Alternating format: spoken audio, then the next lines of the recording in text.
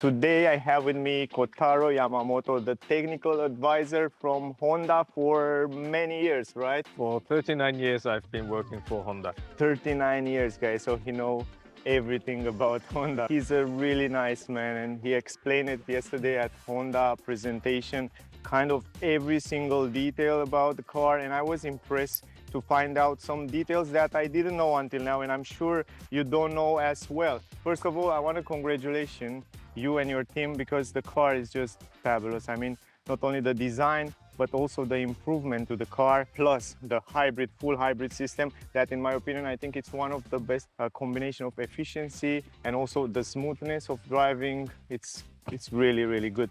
If you want to explain us a few things about the new changes of the new CR-V, I heard yesterday a few things about the motors that now are no more in line, right? And now they are parallel. Can you tell me a few things about that? Because I know people are really interested to go a little bit deeper in those details. Okay, so maybe just a few words how the hybrid system works to get a better Yeah. understanding.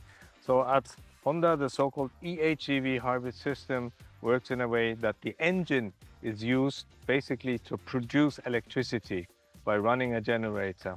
And then this electric energy is being transferred directly to the propulsion motor, to the drive electric motor, and then driving the car. So this means the engine and the wheels are usually disconnected, Yeah. but they can also be connected via a clutch, Yeah. so that we can also use the engine to drive directly the wheels, which is also very efficient. The engine acts like a generator, but it also produces the energy to go to the battery. The energy is sent to the battery, charge the battery, but also send the energy directly to the wheels, right?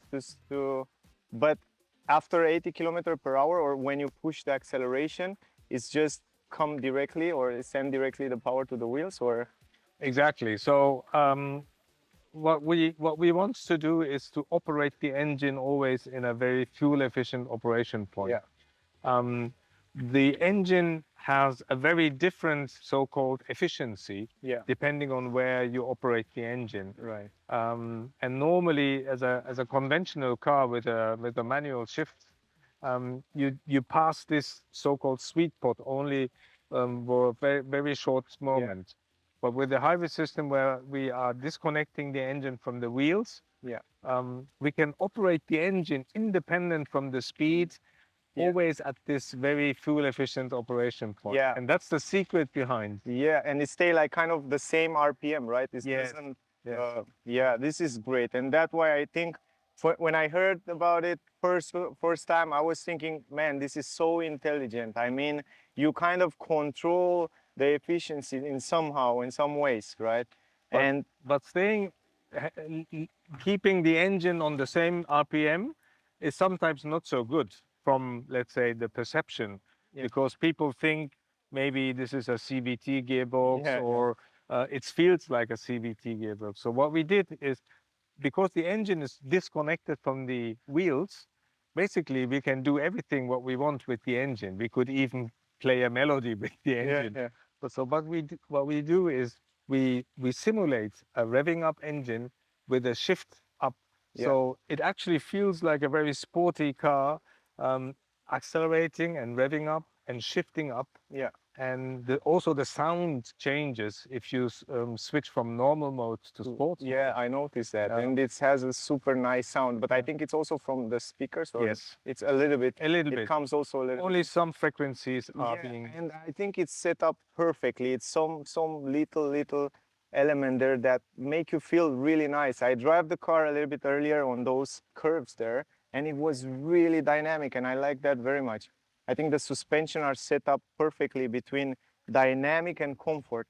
It's just what I felt. The suspension system utilizes a so-called electronic adaptive damper system, just like the Civic Type R. It's basically the same system, which can cope always with the perfect damping force for each input. Yeah. And it can also change the complete characteristic depending whether you are in normal mode or in sports mode. I heard that you also somehow on the full hybrid, I mean, you improve the battery size and weight in such a way that is the best efficiency to make it also somehow uh, neutral from, you know what I mean? You Yeah. talked yesterday in, a little bit in this presentation. Honda has the philosophy, which is called the so-called principle. This is the man maximum, machine minimum principle. So we always try to find the best balance to reduce the mechanics of the car to its minimum in order to maximize the space in an indirect way, Yeah. the space for human as much as possible. Yeah, inside, because I know this is the most spacious CRV ever, right? Yes. I saw in the back. Exactly. I sit in the back and I like almost stretch my legs completely. And I love the fact that I think this is the most climb the seats, the most in, I don't know in this class if it's some car that you can climb the seat Exactly. like that. It's like almost sleeping there Yeah, on long seat. yeah. It's a phenomenal. I mean, the space in the back, it's gorgeous. It's business class seats. Yeah. Yes. And then we talk and you talk yesterday about the visibility. And I know that the mirrors are installed on the doors. Exactly. And now you improve the A pillar. I think it's Yep. a little bit more Well, behind. the A pillar are designed in a way that, especially at the bottom of the A pillar, normally they become thicker, Yeah. and this is somehow intruding into the visibility field. Yeah. But we try to make the A pillars really straight at the bottom, Yeah. so that on one hand there is no obstruction of the visibility, Yeah. but you also make a very clear rectangular shape of the front window. So you have really a very nice visibility to the front. Yeah, I noticed that. And also 3 weeks ago, before I saw your presentation yesterday, I said that the visibility is incredible. And I'm surprised how you managed to make it so small and in the same time to include also the speaker there. And it's fabulous. The visibility, the mirrors are also big and visibility, it's really, really nice. So what can you tell me about the body? Because I know you improve. I heard that it's a little bit stiffer and you add So some. from the body, what we did is basically two things. One is, of course, to improve around the underfloor, because we have to protect the battery. So the underfloor is more stiff. Yeah. Also, the body structure itself has been improved in order to cope completely with the latest Euro NCAP protocol of 2023. More than that, a very rigid body structure is very good for handling and also for comfort. So what we used a lot is structural adhesives, like a glue, and glue have the advantage that they can glue surface together, a whole area. It's not just a welding line, Yeah. but it's a complete surface. You can bond and you can get very high shear forces. Yeah. And that's the reason we use structural adhesives, because you can increase the rigidity Yeah. with nearly no weight increase. Yeah, that's great. Those technology and those little elements and things that you did to the car, but it's not advertised or people don't hear about those things. I'm really interested to send to you guys, because you have to know all these things when you go to buy a car. You have to be informed. And I know that Honda cars are really reliable for many years. They're, from my point of view, are one of the best, most reliable car manufacturer in the world. And you have to keep in mind this. Anyway, you have to see the car, you have to go and test it and see it and see for yourself, because I think it's just incredible what they did with this sixth generation CRV. Okay, now I saw that also you improved we have more sensors and also the adaptive cruise control. I tried it on the highway today and it's almost like Tesla. It stays perfectly between the lanes, it accelerates, it's braking, it's worked really, really fine. So this is also improved from the last generation. Yes, new CRV is using for the first time in Europe the so-called Honda Sensing 360. This means by adding some more corner radar sensor, we are now capable in monitoring 360 degrees around the car. And this, of course, minimizes the risk of hazardous situation.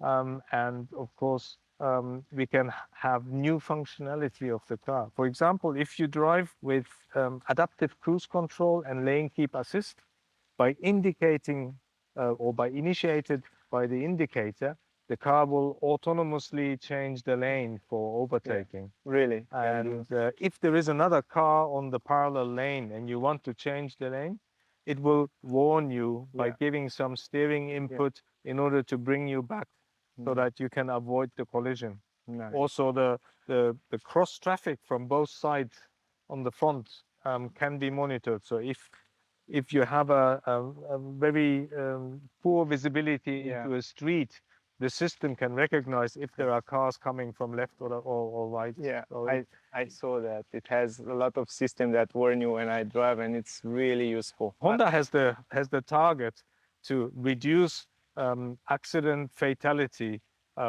with Honda products Yeah. in general by 2050 to zero. This is our target. Nice. And the Honda Sensing 360 is one big step towards this target. Nice. This is nice. Also, I saw that the car come with 360 degrees. That's optional. And I saw that the resolution and the clarity of the cameras is quite good. So from this point of view, cruise control, lane assist, and all that safety feature, I saw before that it's really good. Another important thing that pop up in my head, because I always said in my videos that plug-in hybrids are a great option only when you have the possibility to charge it every day or every 3-day maximum. If you don't have the possibility to charge the car, maybe it's not such a good idea because you have the heavy battery that you have to carry all the time with you.